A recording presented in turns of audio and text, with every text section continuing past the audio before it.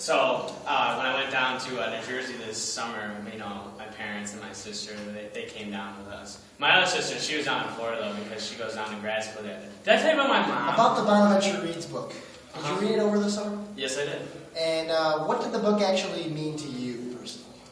Well, it gave me a little second look on life because the dialogue about what he went through made me realize that I don't want to go through that either. Mm-hmm. So it made me think that goals can really help you. Setting goals. And not to cheat him out like he did. Mm-hmm. So I really am just going to stick to my goals now. So specifically in your freshman year, how did you utilize what you learned over the summer? Not to slack off, get right to it, get right to the books, stay focused, because I don't want to be like one of those dropout kids or anything, Right. Yeah. Well, Pat, thank you very much. Yep, you're welcome. To welcome everybody back into the show. Mr. Pete Branchet, it's always a pleasure to have you in the studio. Now we're just going to ask you a few questions about the All Bonaventure Reads book. I'm assuming you read that over the summer. Okay, and what did you actually think about this book? That's an interesting point. Yeah, and it's funny that you brought that up, because when I was reading this, I actually did feel the same things about Ella, but it ended up turning around, when her and Neil met, Neil actually did start getting some things out of her quotes. Now, what was your actual favorite quote that Bella said about the book? Yeah, and that really did stick out afterwards, didn't it? Yeah, well, Mr. Pete, I would like to thank you for your time here, and it's always a pleasure. Well, I really enjoyed reading the book over the summer. I feel like it was just more reason to kind of to search for like the good in people and kind of reflect back on yourself rather than just materialistic things like Neil did for the beginning of the book. So far in your freshman year, first couple months here, how have you used what you learned from this book in your personal life? Well, I feel like just when meeting people initially, I feel like if I hadn't read the book, I would have been more quick to judge. However, and the Sanctuary podcast reminds you to put things in perspective and think of things as you don't know any story before. Yeah. Okay, thank you.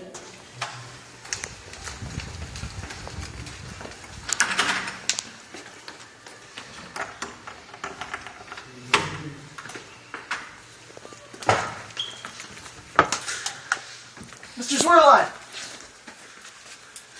So, did you read the All Bonaventure Reads book over the summer? Yeah, man. Of course.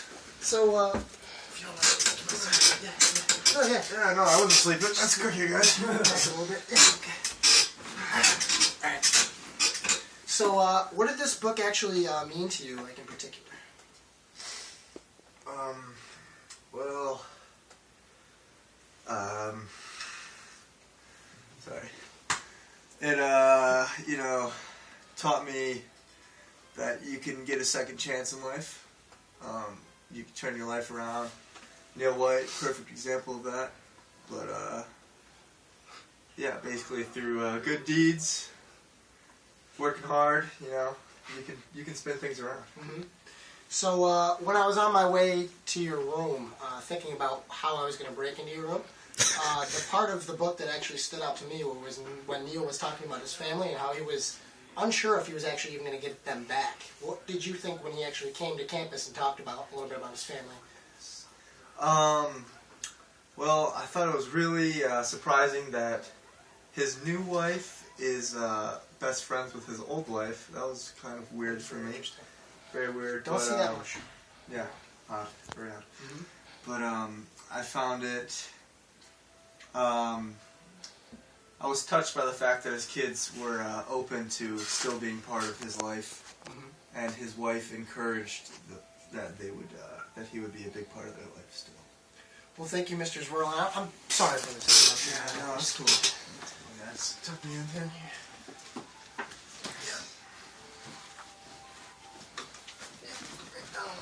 Lift your feet up. Get away from me. Okay. See you tomorrow, buddy.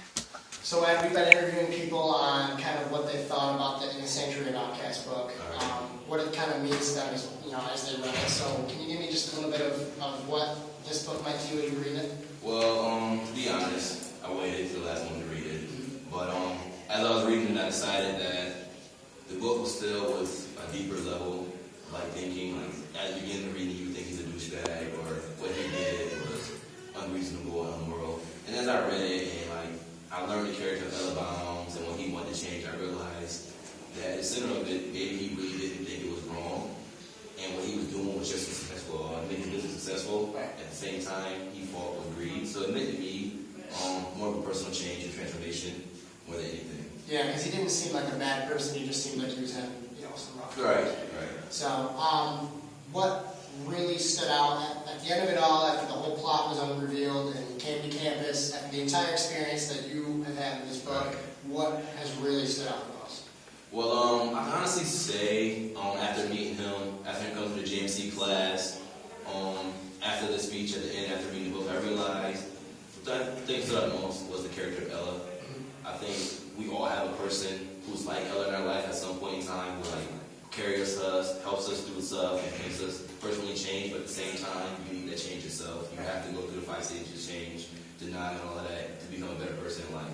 I feel like that's the most. Yep, and it always helps to have a person in your life that can help you through those changes. So, all right, Adam, thank you very much. All right, thanks. Appreciate it. All right.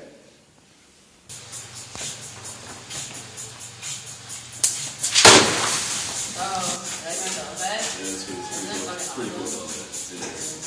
That's all. Yeah. It's a unicorn. I mean, it's a little bit. Thank you, Matt, for this interview.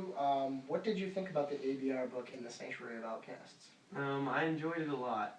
You enjoyed it a lot? Yes. What specifically did you take out of the book? I think the Coke bottles and the stuff that they talked about, how you can repurpose something, and I think that can be used in a lot of people's lives. So I felt that was a good So, book. in your personal life here at St. Bonaventure, how have you applied that Coke bottle method to yourself? Well, maybe there are times where I don't feel that I like something or something's not going the right way. I have to look to find a new way to deal with the problems that I'm faced with. Kind of forge your own results. Yes, exactly. All right, well, thank you very much, No Matt. problem. So, Andy, did you read the All Bonaventure Reads book in the Sanctuary of Outcasts this summer?